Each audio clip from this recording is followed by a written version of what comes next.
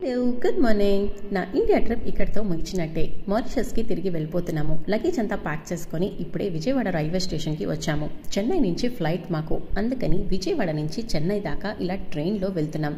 ఇక్కడ కనిపిస్తున్నాయి చూసారా, ఈ బండి మీద ఇవన్నీ కూడా మా సామానే. 200 కేజీల వెయిట్.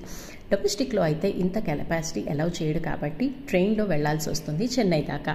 చిన్నప్పుడు నేను మా అక్క విండో సీట్ కోసం చాలా కొట్టుకునేవాళ్ళం. ఎక్కడైనా వెళ్ళేటప్పుడు విండో సీట్లో కూర్చొని ఇలా కృష్ణా బ్యారేజ్లో నుంచి ఆ నదిని చూస్తూ ఉండడం చాలా ఇష్టం. మొత్తానికి చెన్నై సెంట్రల్కి వచ్చేసాము.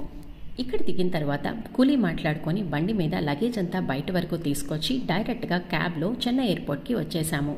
నైట్ 2:30కి ఫ్లైట్ మాకు.